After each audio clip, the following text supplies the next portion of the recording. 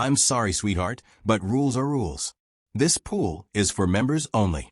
Leah Morgan, the daughter of Governor Daniel Morgan, arrives at Ridgewood Country Club as a guest of her best friend, Sophie Davenport. Though accustomed to privilege, Leah knows that places like this have unspoken rules about who truly belongs. Sophie reassures her that everything is fine. Her mother has already added Leah to the guest list. However, Leah remains cautious, aware of the lingering glances and silent judgments that often follow her. Upon arrival, everything seems normal.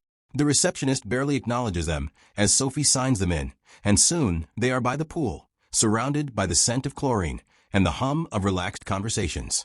Leah begins to settle in, even dipping her toes into the water, when a sharp voice interrupts. Mrs. Patricia Ellsworth, a club member, approaches Leah with a cold stare, informing her that the pool is for members only. Leah calmly explains that she is Sophie's guest, but Mrs. Ellsworth remains unconvinced. Sophie immediately jumps in to defend her, stating that her mother handled Leah's registration. But it's clear, Mrs. Ellsworth isn't questioning the club's rules. She is questioning Leah's presence. Leah refuses to back down. She meets Mrs. Ellsworth's gaze, her posture unwavering. Just as the tension reaches its peak, a deep voice cuts through the air. The pool area falls silent as all eyes turn toward Governor Daniel Morgan. With quiet authority, he approaches, first checking on Leah before addressing Mrs. Ellsworth directly. "You seem very concerned about my daughter's presence here," he says calmly. "I'd love to know why." Mrs. Ellsworth falters, opening her mouth but failing to respond. There is no valid reason, only an unspoken prejudice that now hangs in the air for all to see. The weight of the moment settles over the club, leaving no doubt about what had just transpired.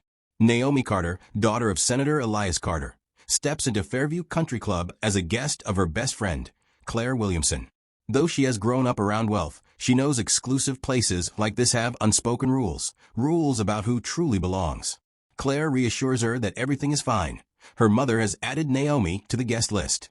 Still, Naomi is aware of the lingering glances and silent judgments that often follow her in spaces like these. At first, the visit seems uneventful.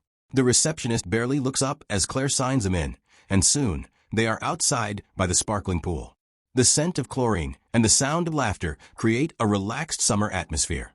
Naomi starts to let her guard down, until a sharp voice disrupts the moment. "Excuse me, young lady." Mrs. Judith Holloway, a club member, stands before Naomi with hands on her hips, her expression cold and unreadable. She informs Naomi that the pool is for members only. Naomi calmly explains that she is Claire's guest, but Mrs. Holloway remains unmoved. Claire immediately jumps in, insisting that her mother registered Naomi properly. But Mrs. Holloway barely acknowledges her, focusing instead on Naomi with quiet scrutiny. Naomi quickly realizes this isn't about club policies. It's about something deeper, something unspoken but painfully clear. The poolside conversations around them quiet. A few guests steal glances, some pretending not to notice, while others watch with open curiosity. The lifeguard shifts uncomfortably in his chair. Naomi recognizes what's happening. Mrs. Holloway isn't just questioning a name on a list. She is waiting for Naomi to hesitate, to second-guess herself, to feel out of place. But Naomi refuses to give her that satisfaction. "You can check with the front desk," she says firmly, meeting Mrs. Holloway's gaze without flinching. "I'm not going anywhere." Before Mrs. Holloway can respond, a deep voice breaks the tense silence. "I think that's a great idea." The entire pool area stills. The security guard straightens. Conversations die mid-sentence. Naomi turns toward the voice, her chest tightening. Standing just beyond the lounge chairs, hands in his pockets, is Elias Carter, her father, a U.S. senator, and one of the club's most prominent donors. His presence alone shifts the energy in the air. Mrs. Holloway's expression changes instantly, her confidence faltering. She knows exactly who he is. Senator Carter steps forward, his polished shoes tapping softly against the stone pavement.